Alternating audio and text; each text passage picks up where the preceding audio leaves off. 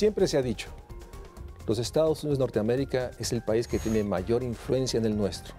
Siempre hemos tenido una relación compleja, complicada, difícil, pero siempre había habido un acuerdo político en términos de señalar lo estratégico que éramos ambos países, la alianza que se marcaba en términos de comercio, en la interrelación de dos grandes naciones. Pero todo cambió en el 2016 y 2017. Hoy somos, de acuerdo a la retórica, al discurso del presidente americano, parte de sus problemas. Somos incluso parte de la respuesta a sus problemas. Eso ha cambiado totalmente la relación. Más allá del Tratado de Libre Comercio, que sin duda expresa mucho de ella, hay una relación difícil, compleja, que tenemos que analizar y que nos plantea un gran problema. ¿Qué tanto conocemos de los Estados Unidos? ¿Qué tanto tenemos una noción real de cómo se maneja el gobierno, cómo interactúan las fuerzas, los grupos de interés y cómo podemos aliarnos para crear una convivencia sana, pacífica, que nos lleve a un mayor bienestar en nuestro país? De eso hablaremos hoy en el Estudio México Social.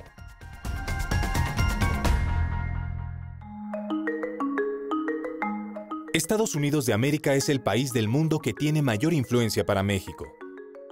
De acuerdo con la Secretaría de Relaciones Exteriores, Estados Unidos de América concentra el 64% del comercio total de México, así como el 80% de las exportaciones. Cabe destacar que en 2015, el comercio bilateral entre México y Estados Unidos superó los $500 mil millones. Entre los temas pendientes de la agenda del presidente Donald Trump están: 1. La renegociación del Tratado de Libre Comercio firmado el 17 de diciembre de 1992 entre México, Estados Unidos y Canadá. En su momento, la eliminación de aranceles para el comercio entre estos países aumentó las exportaciones de nuestro país, pero desde la entrada en vigor del tratado en 1994, México solo ha crecido un promedio de 2.6% por año. 2. La migración. Al respecto, las remesas representan un monto anual equivalente al 60% de la inversión extranjera directa que llega al país, y la mayoría proviene de Estados Unidos.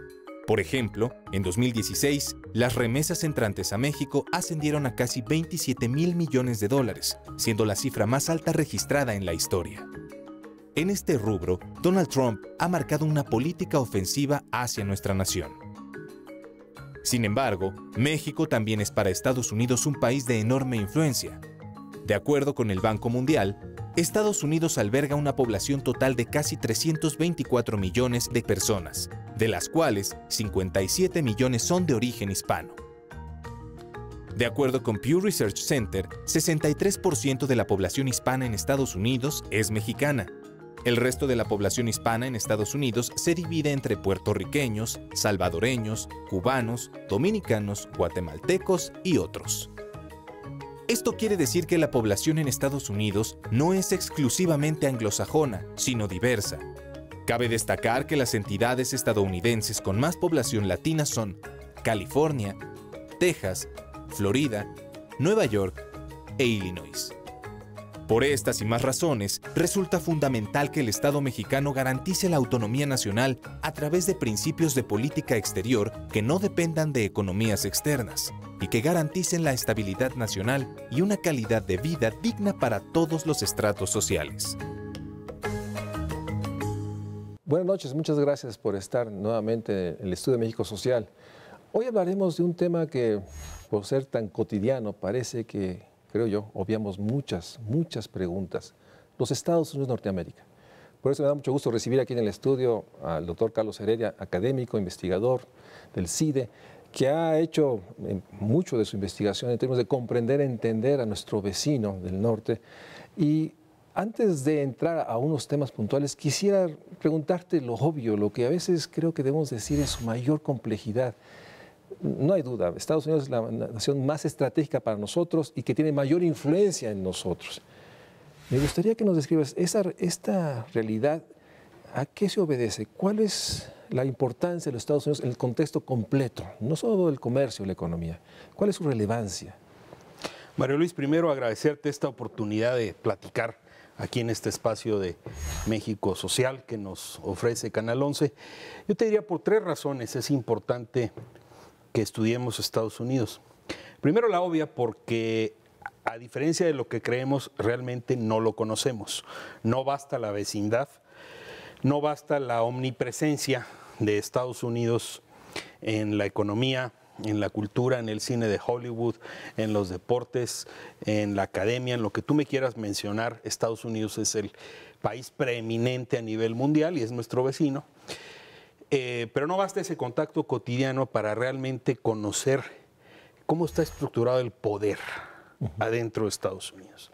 La segunda razón es porque hay casi 12 millones de personas nacidas en México que viven y trabajan en Estados Unidos, compatriotas nuestros, alrededor de 36 millones de personas de origen mexicano que pueden ya haber nacido en Estados Unidos, pero que tienen esa raíz lingüística, familiar, religiosa, cultural. Y la tercera te diría yo, porque todo lo que hace Estados Unidos tiene un impacto enorme en México y por lo tanto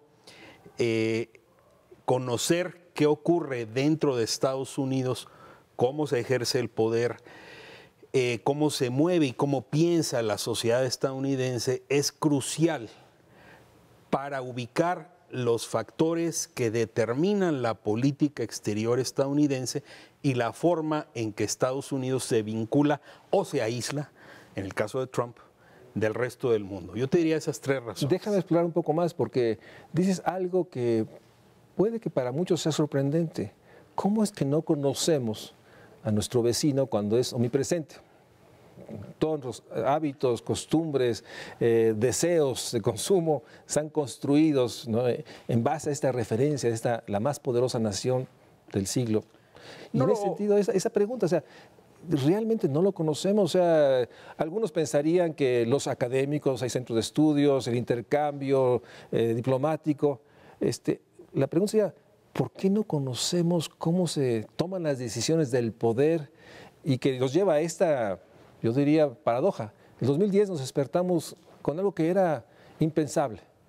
Tú lo escribiste, el Tratado de Libre Comercio no era una pieza inamovible, se podía cuestionar todo y eso cimbró.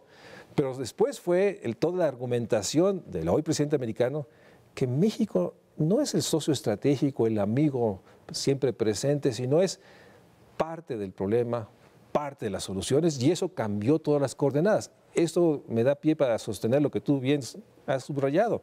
No conocíamos a los Estados Unidos, parecía que nos sorprendió y fue un cambio que trastocó toda esta visión, yo diría hasta idílica, de que bueno, tenemos una buena relación sí.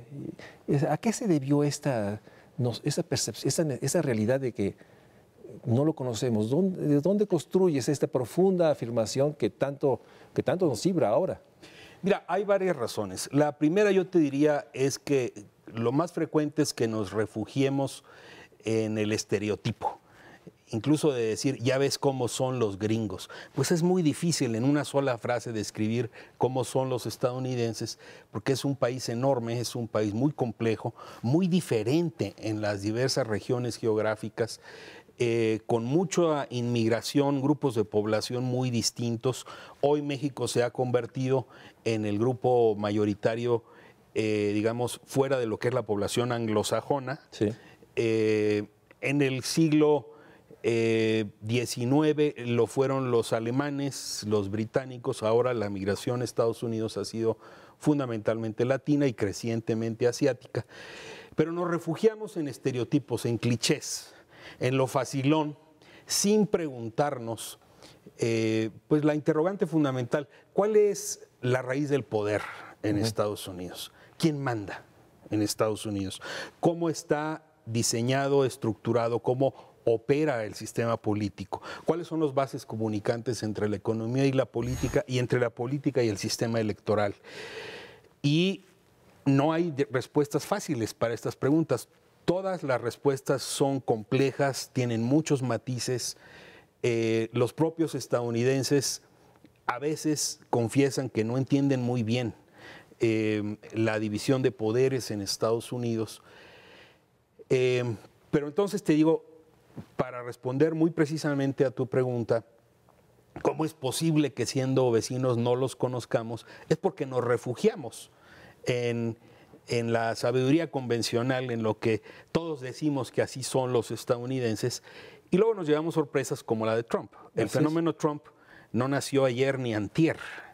Si nos remontamos décadas atrás, podemos encontrar raíces, rasgos, podemos encontrar una explicación. Entonces, vamos sobre esa línea. ¿Cuáles son las posibles raíces, explicación del fenómeno Trump, que nos sorprende y parece que nos abruma? Realmente, ¿cuáles son estas raíces? Y de tiempo atrás, o sea, a todo lo pasado parecía que era evidente, ¿no? Pero esto nos sorprendió a todos. O sea, ¿cuáles son esas raíces de que hoy una gran parte del electorado votó por esa propuesta de señalar que entre muchos de los problemas era México? ¿Cuáles son las raíces de ese sentimiento en esa base electoral que apoyó el presidente? Yo te diría, Mario Luis, que el primer factor al que yo le doy mayor peso es la demografía. Es decir, cómo ha cambiado la población en Estados Unidos. A lo largo del siglo XX, Estados Unidos fue un país mayoritariamente de raza blanca, de extracción anglosajona, de religión protestante, de habla inglesa. En ese país creció Donald Trump. Y en ese país crecieron pues, los baby boomers, la gente que tiene hoy más de 50 años, 60 años, creció en un país blanco, en un país en donde las minorías, ya sean afroamericanas o latinas o asiáticas, pues eran realmente eso y no factores decisivos en la política, en la economía, en lo electoral. Eso ha sufrido una transformación que podemos calificar de tsunami demográfico. Te voy a dar un ejemplo. En 1970, hace casi 50 años, hace 47 años, en Estados Unidos la población latina o hispana solo alcanzaba el 4.7% del total. Hoy ese porcentaje se ha multiplicado por 4. Es decir, que hoy 18% de la población es latina. En 1970 la población latina pues estaba en los 4 estados fronterizos que fueron parte de México: California, Arizona, Nuevo México, Texas. Hoy hay al menos 10,000 mexicanos en cada uno de los 50 estados de la Unión, incluyendo Alaska, Hawái, Nueva Inglaterra, donde tú me digas. Ese cambio del rostro de Estados Unidos ha sobresaltado a personas que en su cabeza tenían fija la imagen, el rostro de su país como el de blancos, protestantes, anglosajones de habla inglesa. Y de repente se despiertan en un país que es policromático, de un país en donde la pigmentación de la piel de la gente cambió. Sigue siendo mayoritariamente blanca, de origen europeo, pero ya casi 1 de cada 5 es de origen latino, 1 de cada 6 es de origen afroamericano y aproximadamente 1 de cada 12 es de origen asiático. Déjame hacer un corte y regresamos aquí para hablar con Carlos Heredia sobre esta idea fuerza. Necesitamos conocer y comprender más el poder de los Estados Unidos para entender esta compleja relación. No es un tema solo de economías, de TLCs, de tratados, es mucho más complejo y mucho más diversa, pero tiene que ver con una realidad. Creo que muchos de los grupos mexicanos del poder, de las élites, también mostraron un desconocimiento de comprender cómo se da esta dinámica al interior que nos llevó a este aturdimiento, a esta sorpresa de que lo inamovible, emblemáticamente el TLC, se podía cambiar todo, que la relación era diferente, que ya no había los gestos de cortesía mínimos, al contrario, hay un continuo señalamiento de que somos no un socio estratégico, somos un compañero de viaje un poco incómodo, pero bueno, la geografía se lo impone. Vamos a un corte y regresamos aquí al Estudio México Social.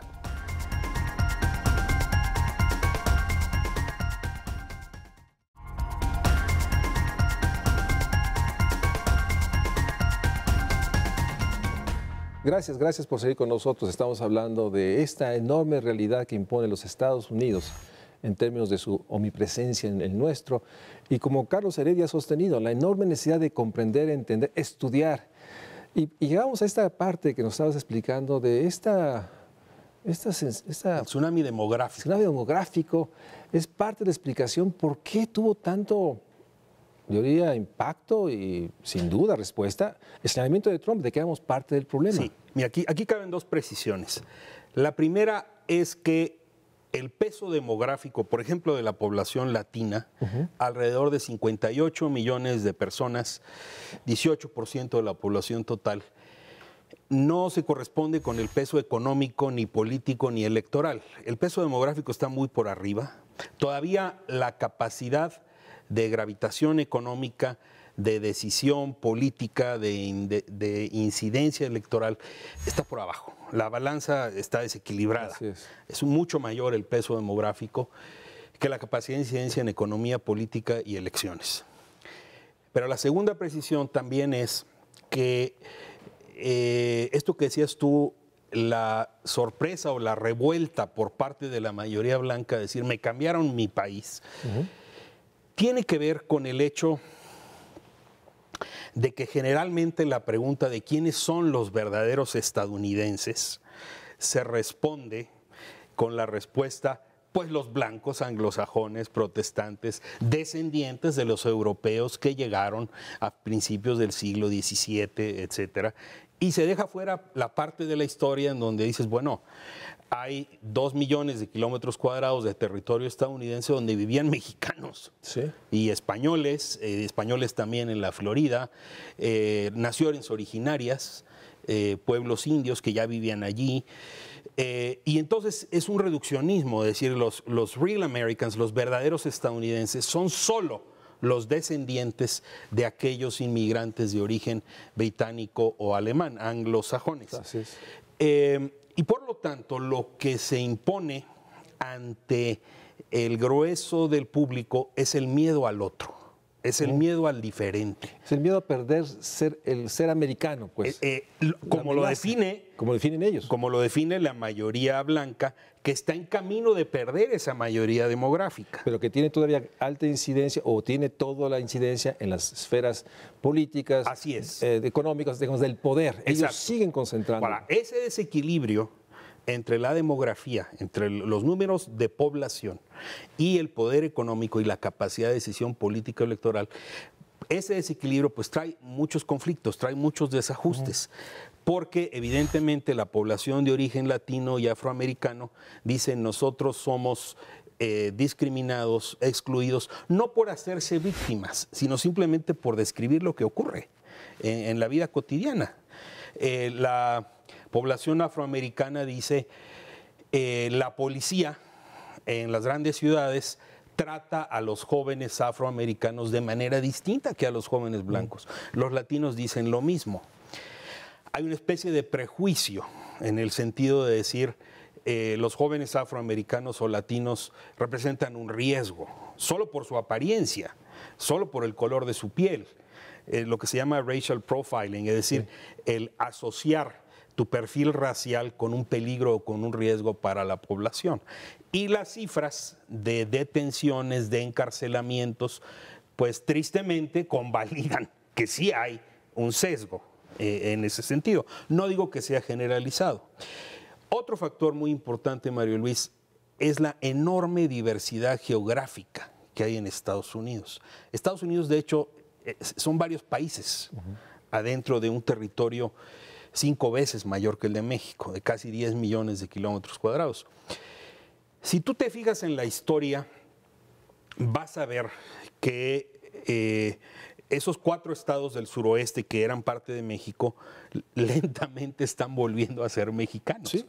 No digo en el sentido de recuperar la soberanía mexicana sobre esos territorios, pero en población yo te diría que ya en 3 de esos estados, en California, en Nuevo México y en Texas. En población y en costumbres y hábitos encuentras una mexicanidad así es.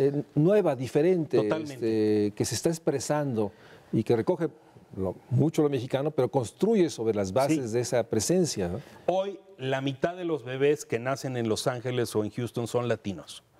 Hoy casi 40% de la población de los dos estados cuya economía puede ser, en el caso de California, la sexta del mundo, o en el caso de Texas, la 10ª del mundo, es una economía, digamos, sustentada en buena medida por el trabajo latino, pero también por un mercado en expansión de consumidores hispanos o latinos. Y eso está avanzando mucho en estados donde no existía históricamente la migración latina. Si tú te vas al sur de Estados Unidos, digamos de Luisiana a Florida y luego subes a Georgia, a las Carolinas, hasta Virginia, ahí no había mucha migración mexicana. Bueno, ahora se ha incrementado notablemente. Y lo que te puedo decir es que eso también les cae de novedad, porque ahí la población minoritaria que tenía una larga presencia es la afroamericana. Ahora también está la población hispana o latina, está creciendo rapidísimamente en Atlanta, en las Carolinas, en el área de Orlando, en Florida hay una población mexicana importante, donde me digas. Nueva Orleans, después del huracán Katrina, la reconstrucción la hicieron los trabajadores mexicanos. Pero tiene una historia completamente distinta, la economía esclavista, la guerra civil estadounidense, y hoy tú puedes ver que ese es el baluarte del Partido Republicano junto con los estados de las montañas rocallosas. ¿Dirías que ahí es donde se ve más amenazante esta dinámica demográfica que los confronta con una presencia de grupos que no era habitual hace 20, 30 años? Sí, quizá en los estados en donde no había esa migración histórica y de repente llegas y dices, oye, en Carolina del Norte no había mexicanos y de repente hay decenas de miles. A diferencia de grandes ciudades como Chicago, como Nueva York, que tienen un siglo o más, siglo y medio de recibir inmigrantes y están acostumbrados a un, digamos, a un multiculturalismo, por lo menos en el exterior. Pero esta construcción que hacen ellos de que sus problemas, los problemas de criminalidad, los problemas de empleo, los problemas de, digamos, del deterioro de ciertos elementos que son vitales, atribuírselos a la migración, la presencia, es una construcción que por lo menos pasó desapercibida en muchos de los análisis y tuvo una explosión brutal, porque hoy pareciera ser que este tsunami demográfico, que obviamente explica que la presencia latina, hispana, no está en los espacios de tomas de poder, pero por otra parte es cuestión cultural muy fuerte. Es muy fuerte y es realmente, yo diría, muy tramposa. Te voy a dar un dato que es muy interesante para el auditorio de México Social. De las 10 ciudades mayores de 500,000 habitantes que tienen mejores índices de seguridad pública en Estados Unidos, 6 están en estados fronterizos con México. Es decir, para aquellos que dicen los mexicanos son una amenaza, ¿no? Son un riesgo de la criminalidad. Bueno, tú ves las estadísticas de seguridad pública en las grandes ciudades estadounidenses y San Diego, Phoenix, San Diego, después pasamos a Texas, Austin, San Antonio. Las ciudades estadounidenses situadas en la frontera son de las más seguras de Estados Unidos. Lo que te quiero decir es que hay una especie de prejuicio. Y sin embargo, los trabajadores inmigrantes, por naturaleza, tratan de pasar desapercibidos. Ellos son los menos interesados en delinquir. Claro. Ellos necesitan pues seguir una conducta estrictamente apegada a la ley porque no quieren ser el objetivo de la policía que los va a parar por pasarse un alto y a raíz de allí eso pueda dar pie a que los deporten, ¿no? Entonces, efectivamente hay una construcción ideológica racista, digamos, que recurre a los perfiles raciales en el caso de Trump y que asocia, yo te diría de manera viciosa, la palabra inmigrante, la palabra mexicano a criminal, violador, narcotraficante, en lo que yo he denominado una guerra cultural.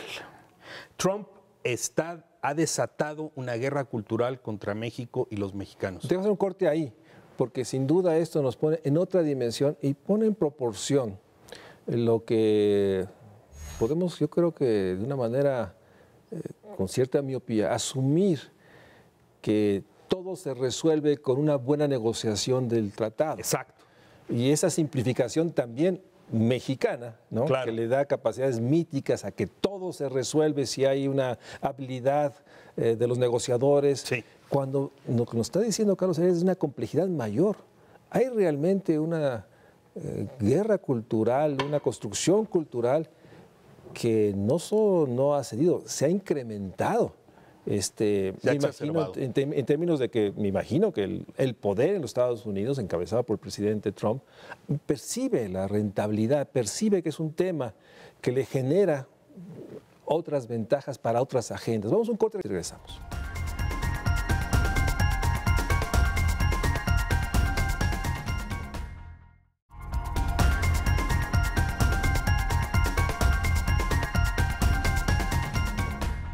Gracias por seguir con nosotros. Estamos hablando de la enorme complejidad y urgencia de comprender el por qué esta enorme rentabilidad que el gobierno, los grupos del poder americano han percibido y están explotando en términos de esta encono contra lo mexicano, lo latino, y que ha tenido, hay que decirlo, ha tenido una enorme, por lo menos hasta donde yo alcanzo a ver, en los Estados Unidos, una enorme rentabilidad.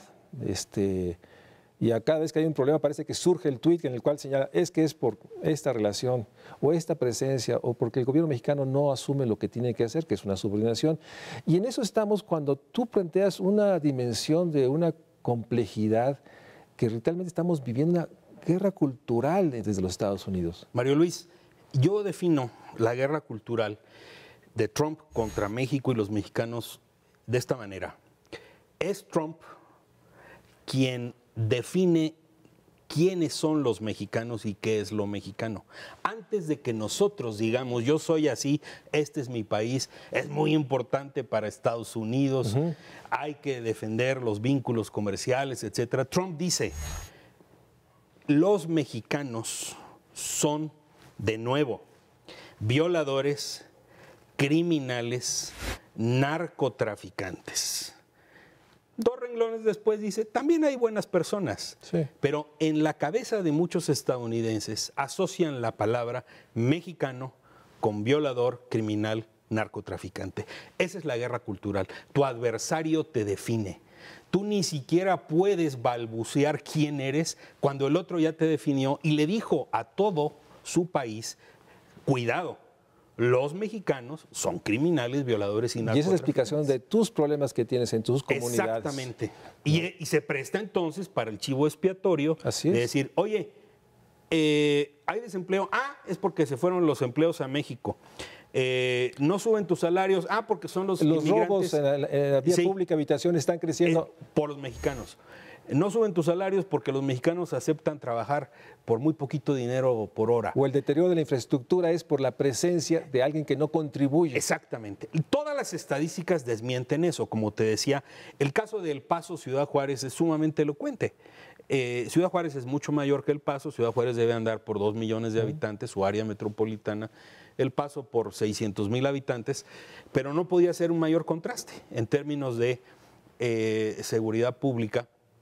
Y eso nos remite a otros problemas, pero lo cito simplemente porque El Paso pues, es una ciudad mexicana en Estados Unidos. Así es. Y sin embargo hay, digamos, códigos diferentes en los dos países. Pero regreso al tema de la guerra cultural porque entonces lo que hizo Trump fue exacerbar el miedo al diferente, el temor al desconocido, nombrándolo, haciéndolo chivo expiatorio y extendiéndolo a todos los mexicanos. Y ese es el choque del cual todavía no se reponen nuestras élites dirigentes, ni las económicas ni las políticas. No han logrado articular esta expresión y lo reducen a un tema del tratado, del acuerdo. Y hemos estado en una postura reactiva, solamente defendiéndonos de lo que Trump tuitea cada mañana, sin articular realmente la propuesta de México, el interés nacional de México, no de manera reactiva a lo que dice Trump, sino de manera positiva, constructiva, que es lo que se está gestando ahora, por ejemplo, con el estrechamiento de los vínculos entre California y México. A ver, vamos sobre esa parte. Las élites económicas que tienen ambos pies, son socios, y socios, digamos, no económicos, socios estratégicos de élites en las cuales la nacionalidad entre lo mexicano y norteamericano, ellos están compitiendo con el resto. ¿Estas élites están reaccionando a esto? ¿Cómo están percibiendo? Porque a veces es muy difícil decir lo mexicano, lo americano cuando están asociados. Mira, es muy difícil poner a todos en la misma canasta. Yo conozco empresarios que están reaccionando, digamos, incrementando su presencia en los círculos de cabildeo en Washington, ante legisladores, ante gobernadores. O sea, las grandes empresas. Las grandes empresarias, sí, las grandes empresas. Pero en general, te diría que la postura mexicana, tanto la gubernamental como la empresarial, ha sido reactiva. Nos están atacando, tenemos que defendernos. Y hace falta mucho más una postura en positivo. ¿Qué quiere decir esto?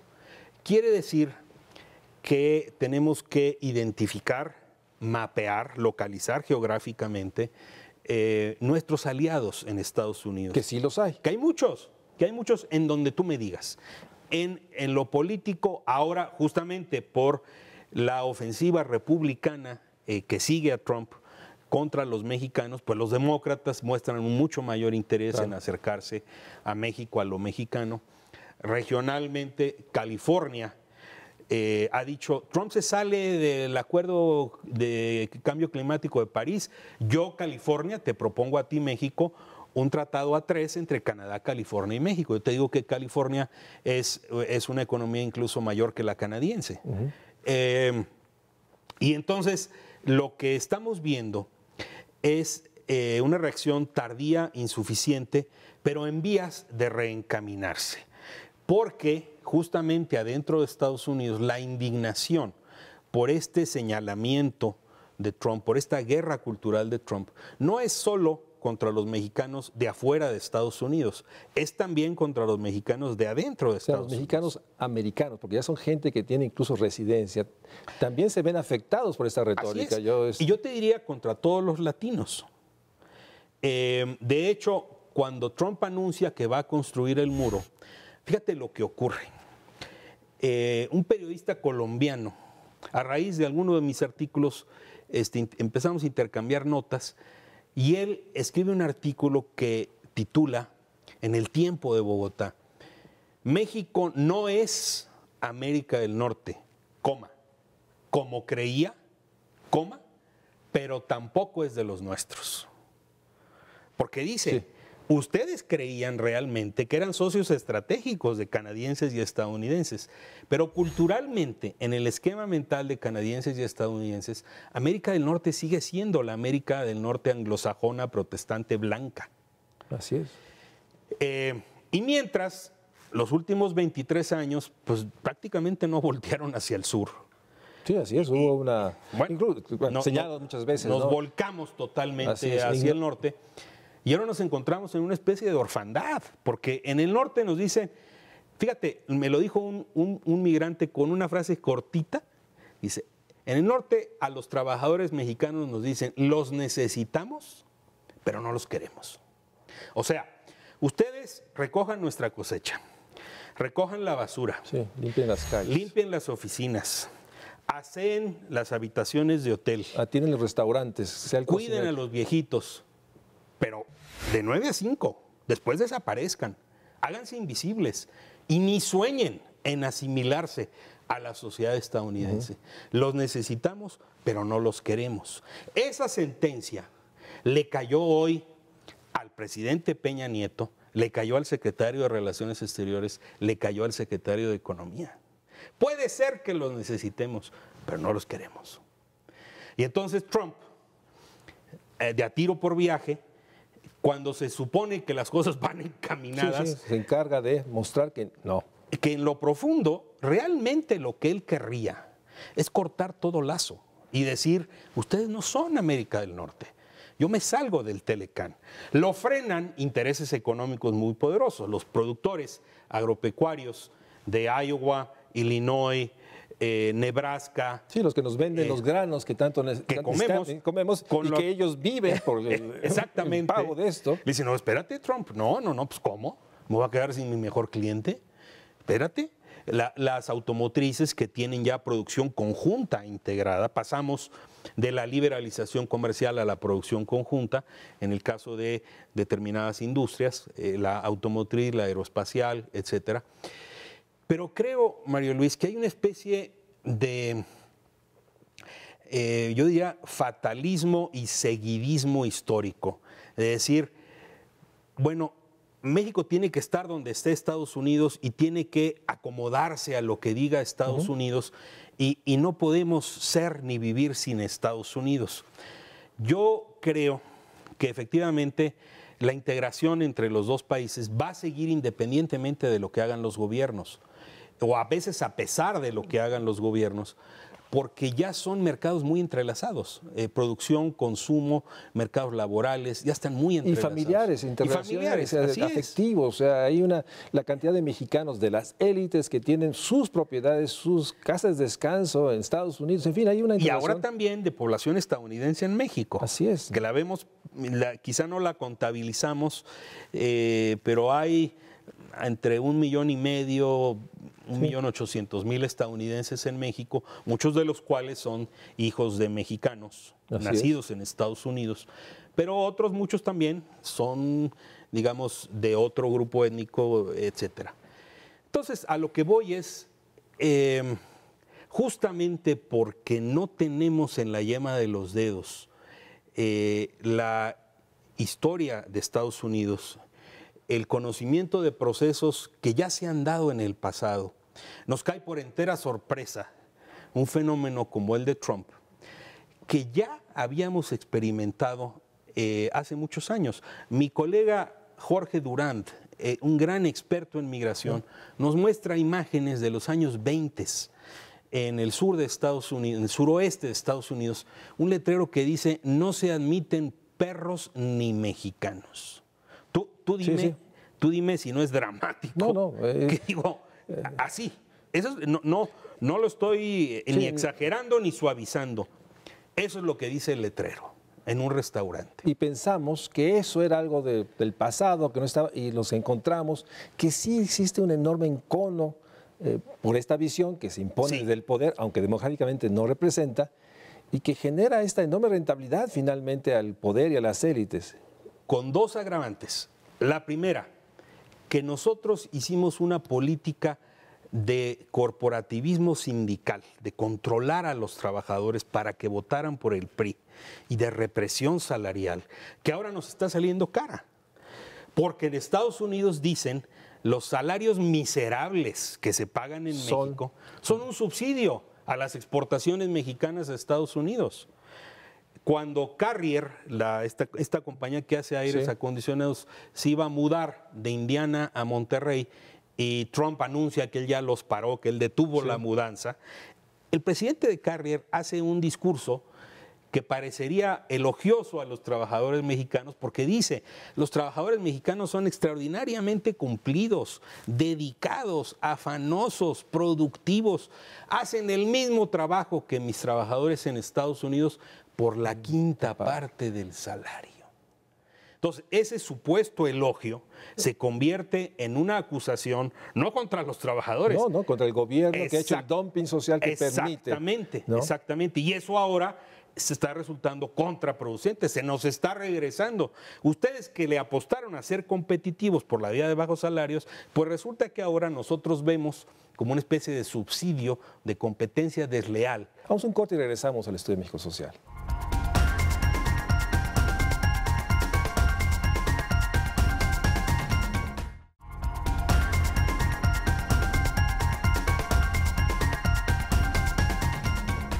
Gracias por acompañarnos a esta parte final del programa.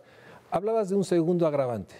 El primero la represión salarial y el hecho de que los bajos salarios en México se ven desde Estados Unidos como un subsidio o como una competencia desleal para subsidiar a las exportaciones mexicanas. El segundo, Mario Luis, es el hecho de que las élites mexicanas ahora recién están descubriendo que las expresiones racistas, peyorativas de desdén de Washington, y especialmente de Trump, que las élites mexicanas están acostumbradas a escuchar esas expresiones enderezadas contra los migrantes, contra los mexicanos morenos, contra los trabajadores de bajos ingresos. Pues les tengo noticias, también va contra ellos.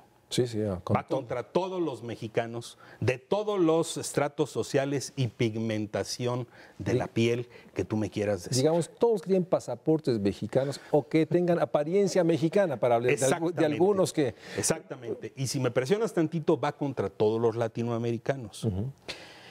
Independientemente de que puedan ser rubios y de ojo azul. Sí. Si se apellidan Lozano, Márquez, Jiménez, González, son latinos. No se diga Pérez, García. Son latinos y son vistos en un escalón que está abajo de la mayoría blanca. ¿Sí? Sí. Entonces, las élites mexicanas tienen mucha dificultad hoy con ese choque cultural. Porque en el fondo, aunque sean muy amigos del yerno del presidente Trump, aunque vayan a jugar golf con ellos tienen la gran tentación de trasladar las categorías mexicanas. Todo se resuelve con una ronda de 18 hoyos de golf en Iztapan de la Sal o en Malinalco, ¿no? Así es. No. Ahí es donde se resuelven los problemas. Sí, porque resulta que aun cuando el presidente de Estados Unidos siga siendo el hombre más poderoso del mundo, hay muchas fuerzas en donde sí hay equilibrio y hay contrapeso. Trump ha hecho 3 intentos de echar para atrás el programa de cuidado de la salud del presidente Obama. No ha podido. Con mayoría en las 2 cámaras. No ha podido. Quién sabe si pueda. Va a batallar mucho con su reforma fiscal. Y ahora, en la renegociación, actualización, modernización del Telecán, también está batallando mucho porque NAFTA sigue siendo en Estados Unidos una palabra tóxica. Y aquí entramos a los escenarios. Así es. ¿Por qué una palabra tóxica? Porque en la realidad o en el imaginario, las percepciones a veces se vuelven la realidad. La gente asocia en Estados Unidos a NAFTA como la causa de muchos de sus problemas. Yo no quiero hablar aquí de que si el NAFTA es culpable de tal o cual cosa, pero sí, pero lo que sí quiero es subrayar una cosa, que el diseño de los tratados comerciales como el Telecán, como el TPP, está pensado fundamentalmente como una carta de derechos que protege a las grandes corporaciones, protege a los inversionistas, protege al capital, en detrimento de los trabajadores. Entonces, en la élite mexicana ha habido mayor preocupación por decir que se apruebe el tratado en Estados Unidos, que es donde cuenta realmente. Sí, no importa cómo quede la parte laboral o la parte que siga, para que siga más o menos igual. Los costos, digamos, sociales y políticos, eso ya los tenemos, digamos, descontados. Así es, ahí. Porque además, pues, puedo hacer una mayoría en el Senado, en la Cámara de Diputados, en donde quiera. Allá lo que tú escribiste, hay esa percepción que 2017 es igual a 1993, 20 años después, cuando el país ya es otro. Exacto. Aunque las élites no se hayan pecado del todo. Entonces, el primer escenario es tratar de sacar el tratado, digamos, tal y como lo quiere Estados Unidos, y asumamos costos, pero eso es mejor para las élites, que ya tienen esas asociaciones, de seguir vendiendo y comprando. A como dé lugar, el papel aguanta todo. Claro. ¿No? El segundo escenario es, a ver, ¿cuáles son los intereses nacionales de México?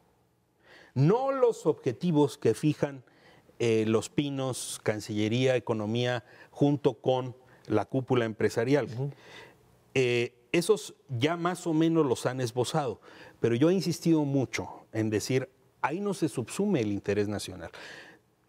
Aún si decimos que somos una democracia representativa y elegimos legisladores y elegimos presidente y todo, de cualquier manera yo no veo en la postura que hasta ahora se ha conocido, se ha hecho pública de México, que no hay un documento oficial como al en los cual Estados Unidos, referirnos. que presentó su posición, sino son y el posturas reclamo dispersas. Y el reclamo nuestro, de muchos, es ¿dónde está la postura que va a negociar? O sea, ¿por qué en el oscurito, en el ocultamiento? Exactamente. ¿Y dónde está el interés nacional en esa postura? Defínase. Y entonces, yo digo, tendría que haber, Mario Luis, un esfuerzo por darle legitimidad política y social a la negociación. A la renegociación.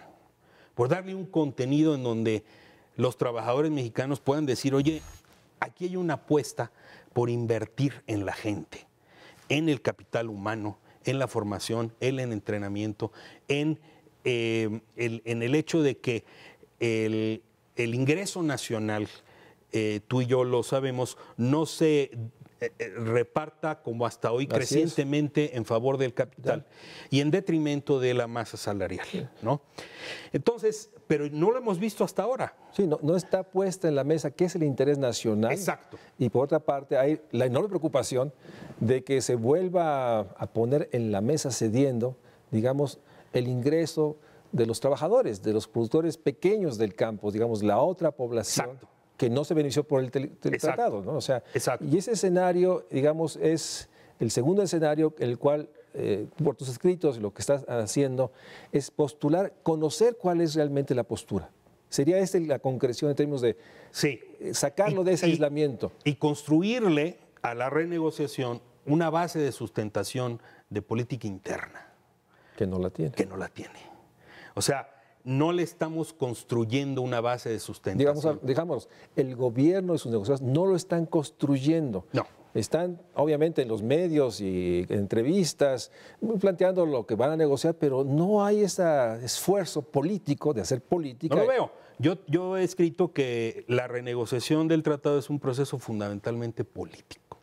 Quien lo vea como técnico o puramente comercial se está equivocando y se está equivocando gravemente. Porque la mexicana ya es una sociedad muy polarizada, ¿no? Y en este mismo, en reflejar el interés nacional, pues yo celebro que haya un capítulo de transparencia y anticorrupción. Tú ves todos los obstáculos que enfrenta desde adentro del propio gobierno el Sistema Nacional Anticorrupción. Celebro que haya un capítulo de competencia económica, ojalá fortalecida. Celebro que haya un capítulo de asuntos laborales y otro de asuntos ambientales ya como cuerpo del tratado y no como acuerdos laterales. Entonces yo creo que al conjunto de la sociedad mexicana nos toca desde la academia, desde los medios, desde las organizaciones de los trabajadores, insistir en que el interés nacional recoja las preocupaciones de todos estos sectores. Hay una consulta en Internet, pero no me refiero a eso. Sí, no. Digamos, eso, qué bueno que se haga, pero es apenas un mecanismo. Y en un instrumento elitista en este país en el cual la presencia de Internet en los hogares no es la generalidad. Bueno, y finalmente yo te diría un tercer escenario, que es, a ver, lo que perfilaba que ya está ocurriendo con California. Trump no sabemos cuánto tiempo va a estar en la Casa Blanca, lo eligieron por 4 años, él empezó el 20 de enero de 2017, lleva 6 meses, termina su mandato el 19 de enero de 2021, no sabemos si se va a reelegir, puede ser, aunque todos los días nos levantamos con que lo podrían destituir por la trama rusa, etcétera. Pero yo llamaría a que no estuviéramos con una fijación de qué va a hacer Trump, sino qué vamos a hacer nosotros. Una forma proactiva, reconociendo la diversidad y diferencia americana y su nombre, digamos, heterogeneidad del poder. Exactamente. Entonces, el comercio con Estados Unidos, la integración con Estados Unidos va a seguir, haya o no modernización o actualización del Telecan, nos quedemos con el Telecan anterior, o se salga a Estados Unidos y continúen solo, van a seguir estos vínculos. Entonces el llamado que haría es a construir un proyecto de nación que potencie las capacidades de los mexicanos en una economía abierta. No viene al caso de decir vamos a cerrarnos, no, pero que le apueste a nuestras fortalezas. Tenemos muchas. De nuevo, no estoy haciendo un llamado al aislacionismo, estoy haciendo un llamado a atender lo que dejamos de lado por una postura seguidista de decir lo que haga Estados Unidos lo secundamos nosotros. Pues resulta que ahora lo que está haciendo el presidente de Estados Unidos nos daña a nosotros. Es totalmente inconveniente. Exacto. Y el país debía tener una postura más clara. Y entonces empezamos a cerrar esta conversación retomando el punto inicial. ¿Cómo entender qué pasa adentro de Estados Unidos? Necesitamos multiplicar, Mario Luis, nuestras interlocuciones en todos los ámbitos. Julio Frenk, que tú y yo conocemos muy bien, presidente de la Universidad de Miami, ¿no? Diego Luna, que está en Hollywood metido de cabeza. Alondra de la Parra, que dirige en las mejores salas de conciertos. Son embajadores nuestros, pero necesitamos multiplicar todo eso. Los Madero, que producen autopartes allá, Antonio y Eugenio Madero, que están metidos ahí de lleno. Necesitamos una especie de cruzada nacional de los mexicanos para reforzar interlocución con aquellos que sí quieren trabajar con nosotros. Me parece riesgosa la posición de aquellos que dicen, pues vamos a cerrarnos, porque si Estados Unidos se cierra, nosotros también. Y no es impensable, es inviable. Es inviable. Por los vínculos Además, la gente no quiere eso. Lamentablemente el programa se nos acaba. Creo que el llamado que haces, de que no solo construir políticamente, socialmente, un llamado a los que están al frente en las negociaciones de esta construcción política que acompaña a la acción técnica y económica que está ahorita haciendo, pero también el multiplicar la interrelación para conocer a Estados Unidos de América, que no es solo Trump, como nos ha señalado, es una enorme diversidad de actores que más allá de lo político están vinculados, tienen raíces, tienen afectos y que yo creo que perciben también ellos un gobierno que parece ser que no reconoce que es mucho más que los cabezas, las líderes de la política americana. No tengo más que agradecerte, creo que ha sido muy aleccionador darnos esta complejidad, esta visión y tener esta visión de conjunto y no únicamente estar obsesionados en términos de lo que hace Estados Unidos y cómo respondemos o cómo tuitea en la mañana el señor Trump, sin tampoco ponerle esta noción de que el tratado es un asunto de los expertos, de los técnicos, de los que saben de aranceles, sino es algo más complejo. Es el llamado, es el señalamiento que hace Carlos Arias de México Social, en el cual espero, antes de que termine el año, volver a hacer un recuento. Con mucho gusto. Y para ver cómo va este avance, esta negociación, que hay que decirlo, por lo pronto, pues realmente no sabemos cuál es la postura completa del gobierno mexicano y si recoge el interés nacional en el sentido más amplio de la nación que somos. Gracias a ustedes, gracias Carlos, ha sido un privilegio. Soy yo quien te agradece. Y buenas noches. Mario Luis. Muchas gracias, buenas noches.